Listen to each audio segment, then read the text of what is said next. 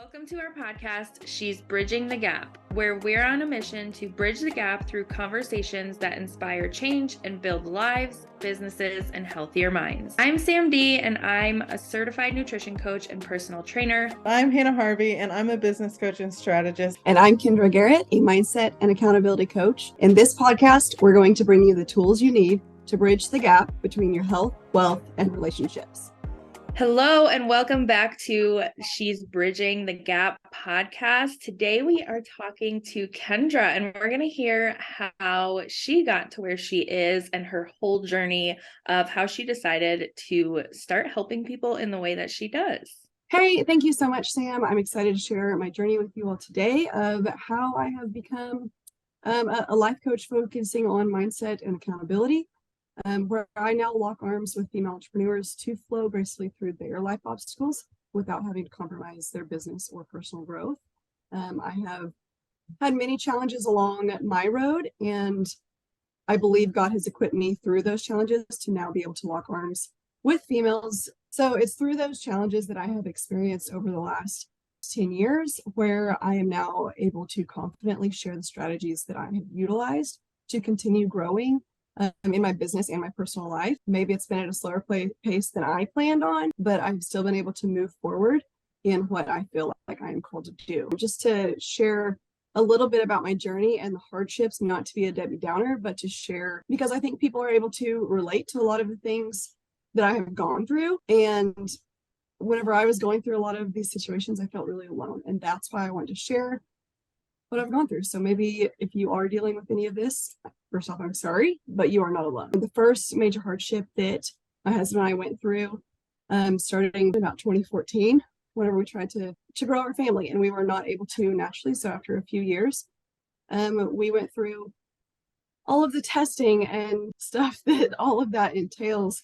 And we started going through intrauterine insemination fertility treatments. So not as intense as IVF, but still a pretty emotional roller coaster. Just trying to figure everything out. We did get pregnant after the first, so I'm going to get emotional. We did get pregnant after 3 rounds of trying through IUI, and we experienced our first miscarriage after we had even shared the good news with most of our family and friends. And we hadn't shared much of our journey really at all with our family and friends going through treatments because we still wanted it to be a surprise and have that excitement that people get to share whenever they get pregnant naturally, you know? So we still were trying to hold on to that, but it also, I feel like kind of isolated ourselves as well because people didn't know we were going through it. The more we talked about it and talked about our miscarriage, obviously we had to at that point because people were expecting a baby, but the more people knew what we were going through, the more they shared their stories of either they have dealt with it or someone they know has. And that was really comforting, might be an odd word to say there, but it did bring us comfort in that it's like I was really thinking like, what's wrong with me? Like, why can't we get pregnant? Why can't we have it to full term? Long story short, we went through about four more rounds of IUI and we got pregnant again. And it stuck, and we have our amazing little boy, Jameson, who will be turning 4 soon, which is crazy to think. We were ready to start trying to grow our family again, knowing we would have to go through fertility treatments again. It was very public. I was a little bit more vulnerable with everything because people knew we had to go through that to get pregnant again. And in the midst of starting treatments again, I felt a lump on my neck, found out I had metastatic thyroid cancer. So that halted all fertility treatments, while over the last about a year and a half or so now, we have been dealing with, I've had 3 surgeries so far. We're still in the works of if my vocal cords have been permanently affected, is the cancer fully gone? All of those things, amongst, we've had marriage struggles, which I know every marriage has their ups and downs. Ours have been pretty hard to say the least, amongst everything else. I do think that challenges are bound to happen. And that's where, like, what are we going to do with those challenges to not stay in a pity party phase? Not saying that I haven't been in a pity party phase. And I think that I needed to go through some of those phases to grieve and give myself the grace of like, it's okay to have these emotions. It's okay to give yourself grace. life is hard sometimes. It is guaranteed to be hard sometimes, but how can I pull myself out of it when I'm ready and when God says now is the time to move forward?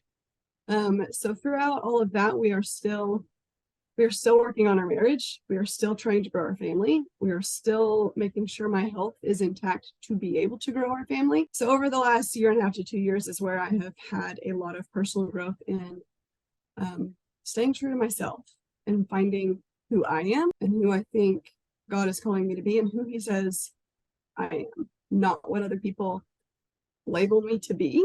Throughout all of that is where I have gained clarity on how I can move forward in being the best version of Kendra. Which this is funny because the call I was on just this morning, I was talking about how I moved back to my hometown where a lot of people might see me as I'm Sheila's daughter or Curtis's little sister, or now I'm Jameson's mom, which is a title I will proudly say, or Levi's wife or whatever. But who am I as an individual, and how can I help others find them as their individual selves that is so true to themselves and what they value and what their purpose in life is. And that is what I feel called to do, is because I have walked that journey so many times myself, is now where I feel through my challenges God has equipped me to lock arms with other women to find themselves, to bring them happiness and joy of what truly lights their fire and not someone else's, and not be the yes woman to everything, because I've been there too, and you get burnt out on all of that, or at least I do. And it's different for every person, and that's what is so unique and encouraging to me, to be able to walk with other people on their journey, no matter how different it might be, whether you've dealt with the exact same trials that I've gone through, something similar, something totally different. Still enjoyable for me to be able to walk through everyone's journey, no matter how different it might look from mine, to break through those roadblocks of self-sabotaging thoughts, limiting beliefs, comparison mode, and overwhelmed by all of the busy work that makes you think you're being productive, but at the end of the day, you're not really anywhere further towards your goals than you were at the beginning of the day. And I think we all can probably relate to that.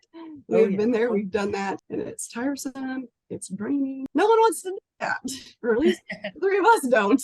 And I finally got to the point of saying, I'm tired of waiting. These life circumstances are happening, whether I want them to or not. They are out of my control. There are some things that can be in our control, but I just got tired of waiting.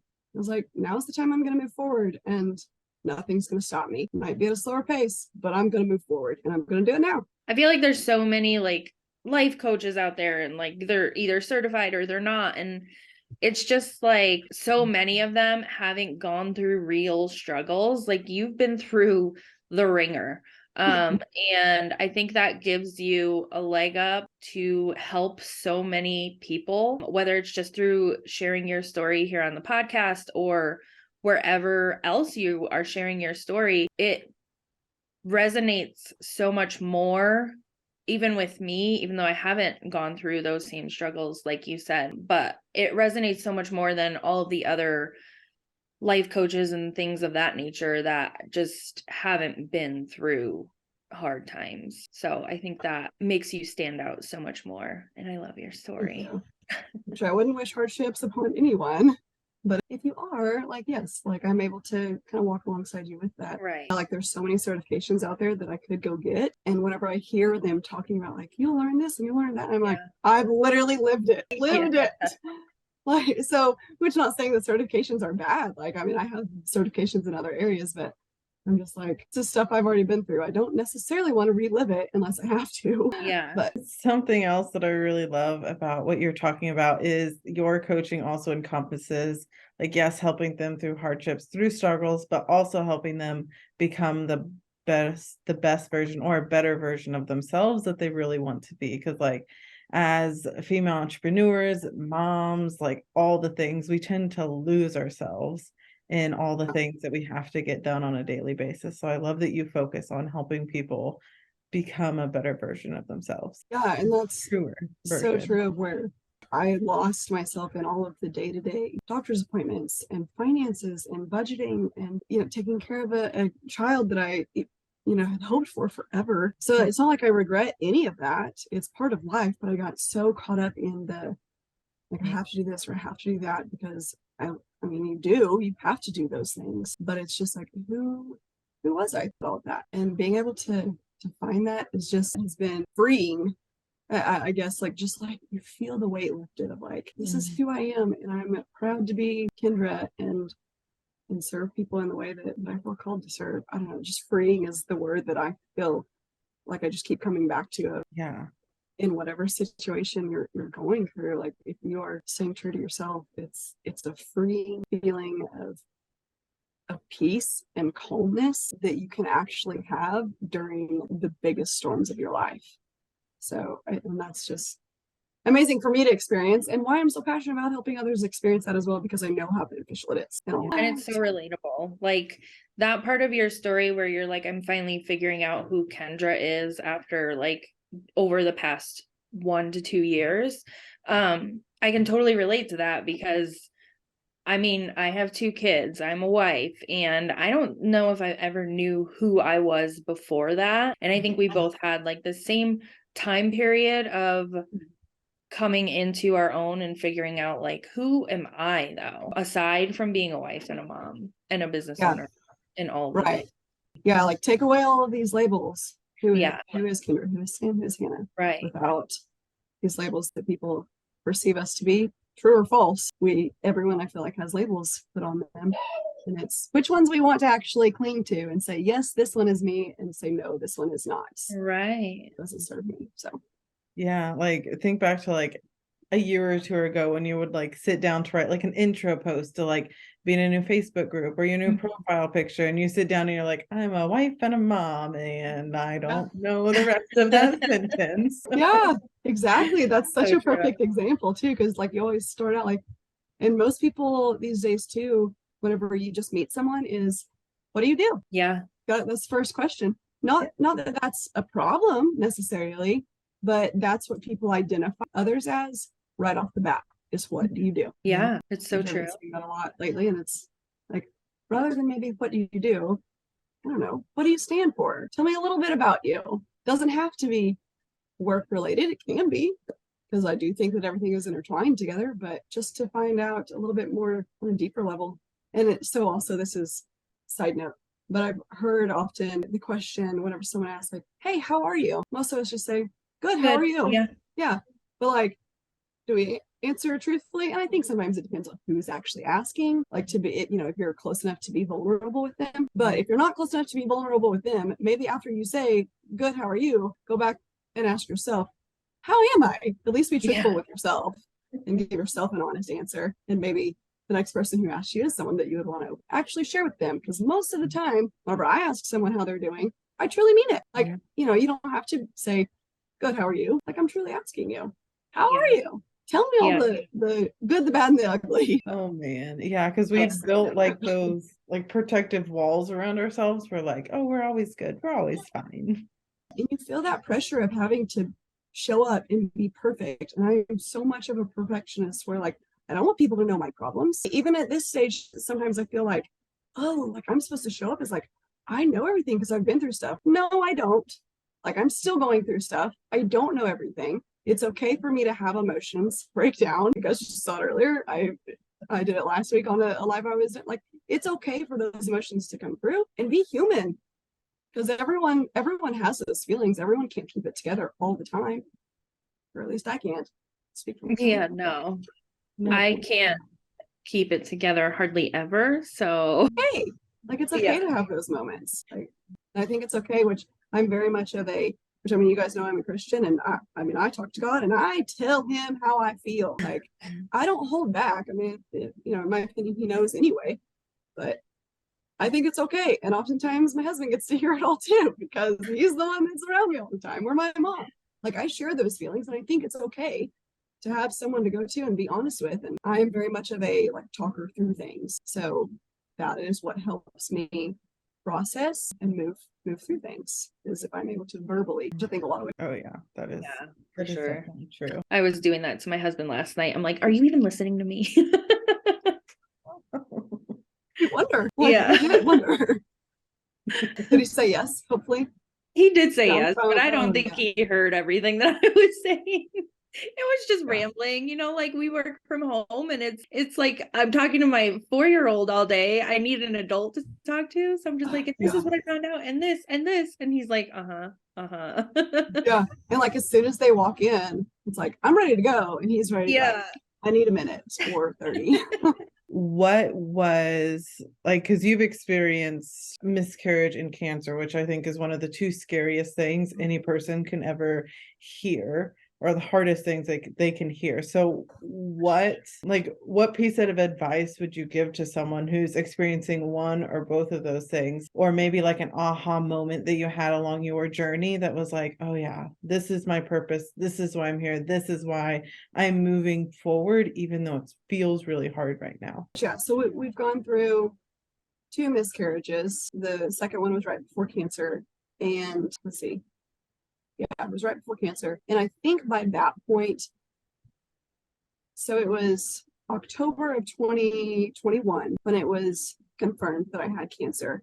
And I think things had just piled up so much of like infertility, miscarriage 1. Yay, there was a baby. We'll celebrate that all day long. And then more treatments. And then immediate second miscarriage. And then treatments again. And then cancer diagnosis. Like it had all stacked up. And I was just like, this doesn't seem like it's ending soon. So what am I going to do about it? Because I'm tired of waiting. Yeah. I want to grow and I want to become who I'm supposed to become now. But yet all these obstacles are getting in the way. But instead, it's like that question of like, do I want these obstacles? Like they're here for the long haul. Like it's not like a roadblock that I can just push over. It's something that's going to be there for a while. Do I want to continue waiting until those have finally pushed aside and I've moved through those? Or do I want to go ahead and decide that I'm gonna control what I can right now, even in the midst of these super hard roadblocks? And it was literally 1 week before my 30th birthday, and 2 weeks before my first surgery for cancer. And I was like, I'm not going to wait any longer. And that's whenever I invested in the program with you guys. And I was just like, I know I have these major things coming up, but I'm sick and tired of waiting on those to go away because they're not anytime soon. So that was kind of the defining moment of, and I was excited to turn 30. And it was, I think, an exciting time for me to say, like, what am I going to do with my life, and really like look forward of what do I get to accomplish and what is God calling me to do? And not necessarily focus on all of the hardships that I was going through, but focus on the exciting stuff of what is to come. I was like, I'm going to go ahead and go for that instead of focus on the hardships. I'm going to go for what excites me and what I know that I can control and continue moving forward, even in the midst of surgeries. And then another surgery happened, and then another surgery happened, and a potential other, like, and more treatments coming up. Like, what am I going to do? What am I going to focus on? Am I going to focus on all these things that are going bad? And man, this sucks, because it does. I'm not making light of that. Like, hardships suck. But what am I going to do in the midst of those hardships to continue moving forward? And I just got to the point where I was like, I'm done waiting. These hardships are here for the long haul, but so am I. And so is what excites me in life. And I'm gonna go for my goals and my dreams and what I feel called to do. Kind of like the realization that it was like a, if not now, then when kind of thing. Right. Yeah. And I had heard too of like, this was really a good piece of advice that I've heard from other coaches of, the next year, next 5 years, next 10 years, they're going to pass no matter what. What are you going to do in the midst of those to change your life? Or do you want it to look the same a year, 5 years, 10 years from now? I don't. Like, I'll speak for myself. I don't want it to look the same. So like the time is going to pass no matter what. What are you going to do with that time that you have? Change things for the better. So that's just kind of where I got to that. Kind of tired of waiting. I'm going to move forward regardless. That's awesome. Do you think that joining the program and having that to keep you busy sort of saved you from like sinking into like I don't know if low point or depression, but low point? Yeah. There were a lot of things, I think, which that was like having you guys and Lauren. Like I remember one call, I think like February or so, just, a couple months into the program, where I just broke down. Like everything was hitting hard. And I was kind of at a stalling point again of like, I knew I wanted to move forward. And I feel like I had these nudges, I feel like from God, of saying like, this is what you should do. But I was in Facebook and Instagram ads management. I was growing that business fairly well, but I was having all of the hardships at one point, and I was just broken. And being able to have that space that you guys and Lauren provided to just feel all of the brokenness of what the hardships that were going on, that was also like a freeing moment of like, let it all out. Yeah. And last year was, my word for the year was surrender. And I literally had to surrender every aspect of my life to God and just like let it out. And that brought freedom and peace. And no, I didn't have all the answers, but I knew like having that space to come with you guys each month or each week, however often it was, I was able to have that support. And like we hadn't even met each other in real life. Well, I had met Lauren a couple times in real life before, but having that close-knit, and like we were still getting to know each other, but I was like, here I am at my fullest, like it's okay, I'm gonna let it all out. And I think we all kind of had similar moments of like, we just needed to break down sometimes and let it out. But having that and learning different ways throughout the year of how to take care of myself, how to grow my relationship with God, and how to like fully surrender circumstances that are out of my control. All of those things combined is what helped me move forward throughout those really hard times. But I do think having people to go to, whether accountability group, your mom, a friend, your husband, whatever, is good to have, so you're not going through things alone. And that is my biggest reason I have ever shared any part of my story, is so people don't have to go through those hardships alone, because that's just another hardship that you're going to have to go through if you don't have someone to share it with. Okay, so I, for one, loved hearing your story all over again. I think it's so powerful, and it's going to help so many people, as it already has. What is one piece of advice that you would give to somebody who's going through a hard time right now? So one of the biggest shifts that I noticed in myself of personal growth throughout all of this is, and this is going to sound weird, or it did to me, is focus on gratitude. And I know during the month of November with Thanksgiving, that's generally easier to do, but sometimes it can stay very surface level, and especially throughout the rest of the year. So my biggest tip and advice, whatever you want to call it, is at the end of every day, either write down or think about, tell someone 3 things that you're grateful for. Not surface level of, I'm grateful for my family and a roof over, which all of those are great, but focus on the hardship that you're going through and pull out 3 things you're grateful for from that hardship. And that just kind of starts shifting the perspective of the good that can actually come from the hardships you're going through. And that's why I say it might sound kind of weird of like, hey, be grateful for the hardship you're going through. But there is a way to do that. And it does, in my experience, it gave me more peace and hope throughout those hardships, and trying to actually focus on the good coming from it, rather than going to bed thinking, oh, this sucks. No, like this is what I'm grateful for because I'm going through this. So good. Yeah, I love that. And I 100% agree with Sam that I love hearing your story. And I think it's such a powerful story. And if you guys want to check out Kendra more, get in touch with her. We'll of course put her links in the show notes. But Kendra, where is the best place for people to get in touch with you? I generally hang out on Facebook. So whether it's my Facebook profile, I have a Facebook group, Mastering Your Mindset for Movement. If you want to join that, or just send me a private message, that's where I generally hang out, is Facebook. We'll put all those links in the show notes and the description as well. You can find our podcast, She's Bridging the Gap, on Apple, Spotify, or wherever you listen to your podcasts, and on YouTube if you want to watch the live video chat. You can subscribe to our channel now so you don't miss a single episode. And we're so excited to start helping you build your bridge.